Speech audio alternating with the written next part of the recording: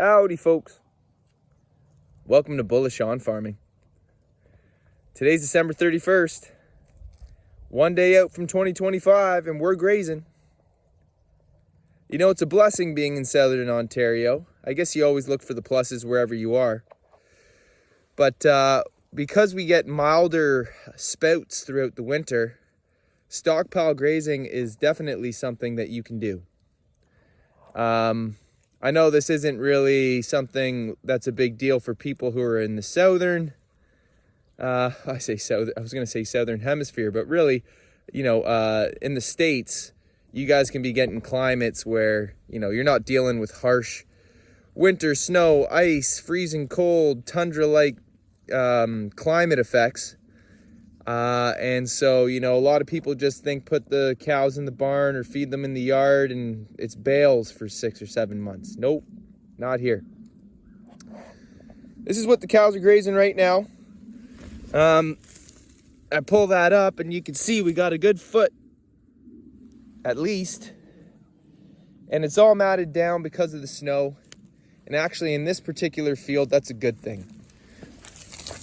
You know, we always had a bunch of snow before when we were posting the videos of us stockpile grazing. But now's a good opportunity to see now that there's no snow.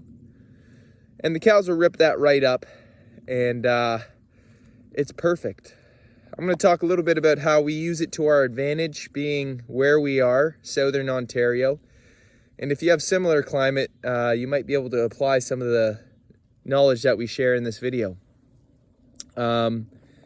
So first of all, you know, we did have hard snow, cold, adverse climate come through, and that's where I brought out the bales. And I just drop them, static bale grazing style, get the girls to eat it down. And, well, with this recent episode, what we did is we anticipated the thaw, brought out enough bales that we thought would last till then. And just on the cusp of the thaw, as the snow started to soften up, as the cows were getting ready to feed and I came out, I just moved a wire, opened up a new section, and in 5 minutes they figured out starting to put their nose down again and forage through the snow. And here we are 4 days later, not having fed hay, and the cows are grazing hard.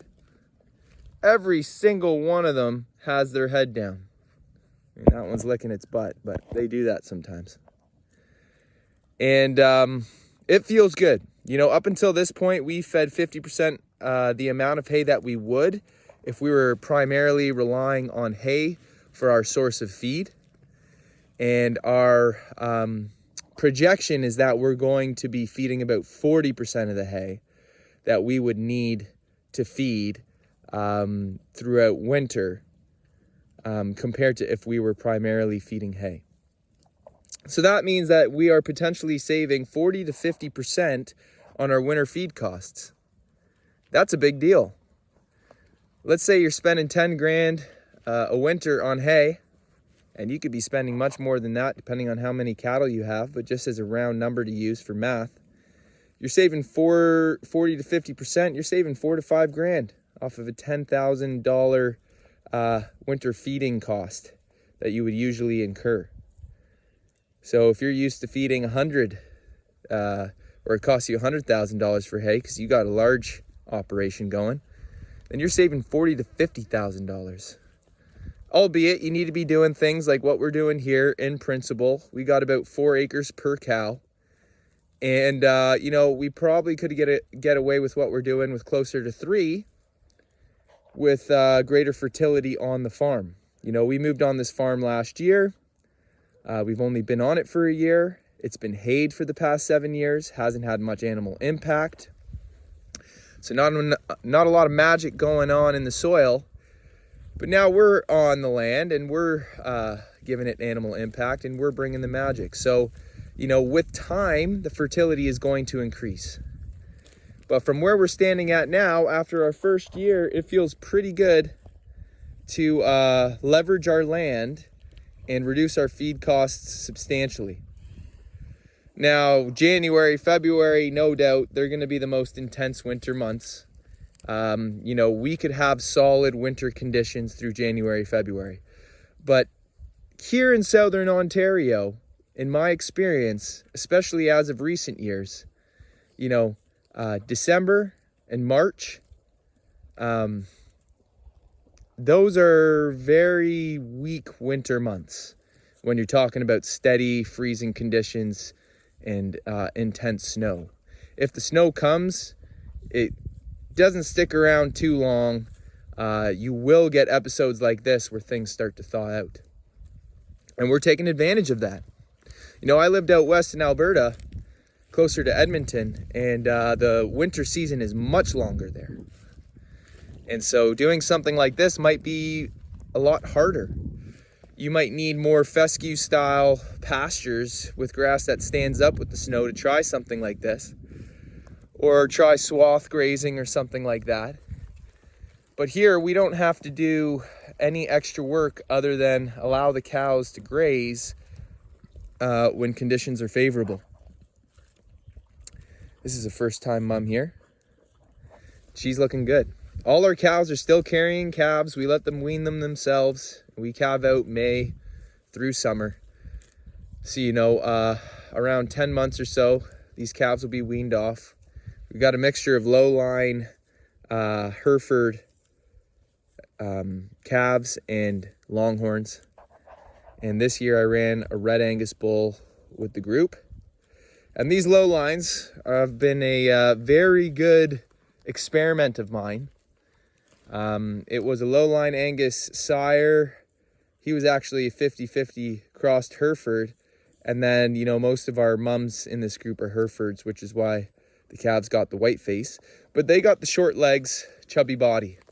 And we do all retail beef, finished. Calve out on the farm, finishes beef. We don't sell animals on the hoof. So that was something that was really attractive to me. And it was an experiment. So we're going to see how they finish out, but I expect it to be a good thing. This is one of our steers, which is a straight Hereford. And, he looks pretty good. They all look good. A lot of people wonder, are there nutrition in the pastures when you do stuff like this? And you got to remember that we are supplementing with bales. Meaning that when the time comes when they're not going to get enough from the ground, we do supplement with the hay. And it's good hay, so we know that they're getting their nutritional intake. I also have a soap block, mineral trace block with the group. It's another steer here. And those are two of our younger steers. I'm trying to find one of our older steers. Older just by another couple months, but it's behind this mom actually. But yeah, you could take a look at what's going on here, For me, I'm not too worried when I consider the fact that these animals need to sustain themselves from the land, no matter what month it is out of the year. Now that may be easier or harder depending on the season, but you can't tell me that these animals were meant to be spoon-fed by humans, constantly controlling them. And let's see if we could just split this group up. This is a steer right here. See, he's a bit older. Check out the size on this guy. No grain. Look at that belly. And that's what they're doing. That was nature's design, turning vegetation rooted in soil into meat and being really good at it. And so, running a program like this too, you're going to have all your manure outside. The cows are going to be moving and leaving their manure behind them. You can see how clean these cows are. We just got a hard thaw. Everything's melted. If they were confined in a barn, you know how poopy these cows would be? You know how rank it would smell right now? When you have cows in the barn or in a yard, you want things to stay frozen. You want that ground hard. You want that bacteria to be neutralized. You want that smell to be neutralized. And that's what the cold weather will do for you. But when things thaw out and the cows have space and they're out on the land and they're harvesting their own feed and they're not conglomerating around one spot, when things have thawed out, you're laughing. And I wouldn't want to bring out a bale right now because the cows would just punch the ground around it. The ground's soft. I want frozen conditions to be feeding hay. And if I were to feed hay right now, because let's just say there was no grass on the ground, I'd be rolling out hay. But then that's a whole nother thing. So I like what we got going on this year. It's working for our program. You know, I am coming out to see the cows twice a day at least.